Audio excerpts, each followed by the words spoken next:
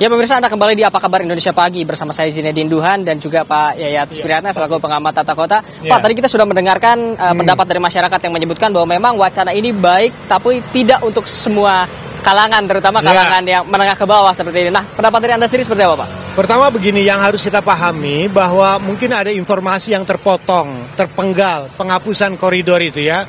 Nah sebetulnya kita harus ketahui bahwa ini kan wacana tahun 2027. Pasti pemerintah sudah mengantisipasi kemungkinan besar bagaimana menyikapi keresahan masyarakat.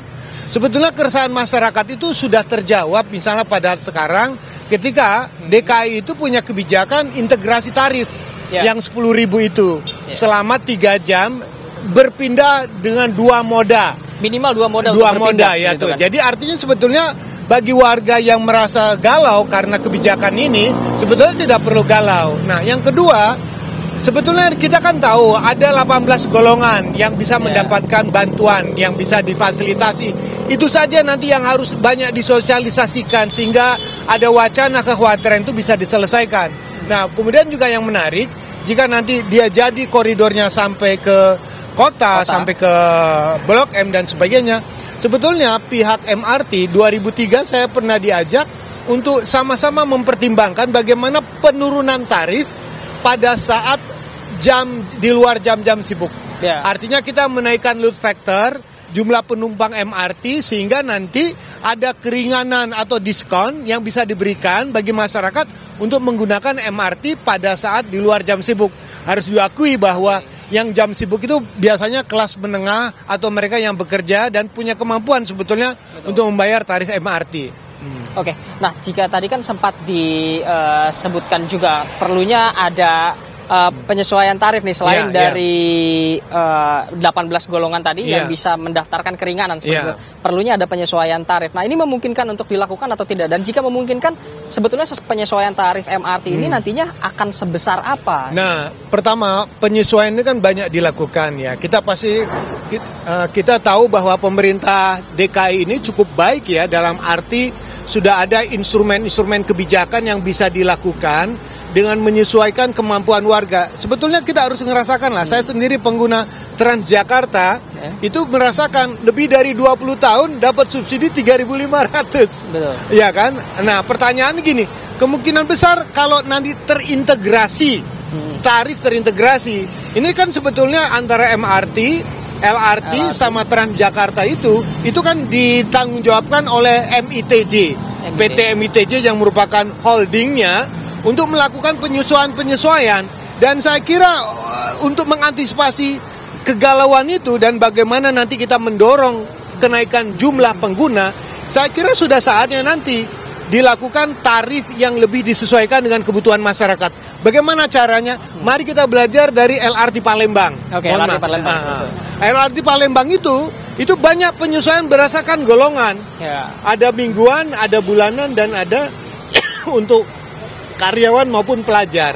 Jadi semua terbantu untuk hal itu. Oke, berarti sebetulnya penghapusan dari koridor 1 ini Blok M menuju ke kota sendiri ini secara tidak langsung sepertinya untuk meringankan APBD juga, karena jadinya APBD harus menyuntik 2 dana seperti itu kan, MRT dan juga Transjakarta seperti itu, Pak. Nah, ini pertama begini, memang kurang pas kalau misalnya kita memperhatikan ada kontestasi antara yang di atas dengan yang bawah, antara Transjakarta dengan layanan yang sama oleh MRT. Nah, di sini menurut saya kalau misalnya kompensasi dari subsidi yang diberikan kepada Transjakarta bisa membantu mensubsidi MRT bagi penggolongan masyarakat yang memang kurang mampu, itu lebih bagus daripada kita membandingkan ketika satu layanan sudah baik, satu layanan tidak maksimal. Jadi bisa dikatakan pemborosan. Yang kedua, yang perlu kita lihat kan begini, moda mana yang paling cepat, bebas polusi, waktunya lebih pasti, dan bebas macet. Ya, artinya MRT ya. MRT jauh lebih terjadwal ya. Kita melihat juga menjawab kebutuhan masyarakat ke depan. Orang Jakarta udah bosen sama macet, ya, bosen dengan polusi, bosen dengan segala persimpangan yang itu. Coba kasih fasilitas. Artinya fasilitas ini manfaatkanlah. Artinya kalau misalnya saya ingin mendorong lagi, kalau koridor ini sudah jadi, naikkan tarif parkir.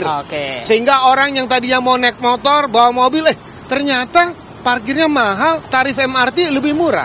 Baik Pak ya, tapi kan tidak semua masyarakat juga membutuhkan ketepatan waktu, karena kan banyak juga masyarakat yang hanya mementingkan yang penting saya bisa berpindah dari satu tempat ke tempat lainnya dengan harga yang cukup murah 3.500 seperti itu. Sedangkan kalau jika nantinya diganti, ya harus ada penyesuaian harga yang minimal lebih dari 3.500. Nah, sebetulnya ada tarif integrasi yang 10.000. Ya, kita bagaimana memanfaatkan yang 10.000 itu? Artinya begini, yang bisa memanfaatkan tarif integrasi katakanlah mereka yang pekerja atau mereka yang secara reguler menggunakan public transport. Tapi bagi mereka yang mungkin tidak reguler, yang mungkin sewaktu-waktu memang terasa agak berbeda. Tapi bagi kita, kalau saya merasa sebagai kelompok yang mendapatkan subsidi, dibuat penggolongannya aja, mungkin ditambahkan 18. Seperti contoh lansia di atas 60 gratis misalnya kan untuk Transjakarta. Bisa nggak untuk MRT? Nah, semua penggolongan itu diintegrasikan. Jadi keluhan tentang kegalauan selisih harga ini bisa disiasati dengan cara penyesuaian tarif dan pengaturan berdasarkan besaran subsidinya.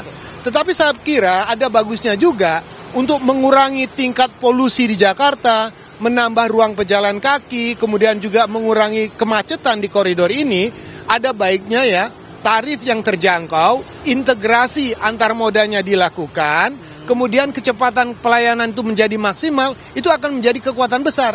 Jadi penghilangan koridor itu sebetulnya juga untuk merevitalisasi kawasan-kawasan sekitar kawasan kota, Harmoni, Glodok, untuk tumbuh menjadi kawasan ekonomi baru. Nah, perlu juga kita catat bahwa semua stasiun MRT nanti dia adalah kawasan heritage sebagian besar. Jadi ada penataan ruang baru. Saya berharap bahwa pernyataan dari Kadisub tentang penghapusan koridor itu kan baru statement yang dikeluarkan. Tinggal bagaimana menyempurnakan ke depan sehingga masyarakat akan terasa lebih nyaman dalam hal ini. Nah, jadi saya kira nanti ini kan 2007 ya. Saya bisa meminta kepada Pemprov DKI untuk mendalami kembali kajiannya terkait harga tarifnya. Baik. Terima kasih saya atas pendapatnya. Semoga apapun hasilnya nanti ini akan menjadi yang terbaik untuk warga Jakarta supaya dapat bertransportasi ke sana kemari dengan aman, nyaman dan juga lebih mudah, lebih cepat dan bebas polusi. Siap. Terima kasih Pak Yat. Nah, itu dia memang pendapat dari pengamat tata kota Pak Yat Supriyatna ini mengenai bagaimana nantinya jika benar bahwa koridor 1 dan 2 nantinya akan dihapuskan dan digantikan juga melalui MRT seperti itu. Semoga apapun keputusannya ini akan ada yang menjadi yang terbaik untuk warga Jakarta. Untuk sementara itu saya kembalikan ke Alfa dan Putri yang ada di studio.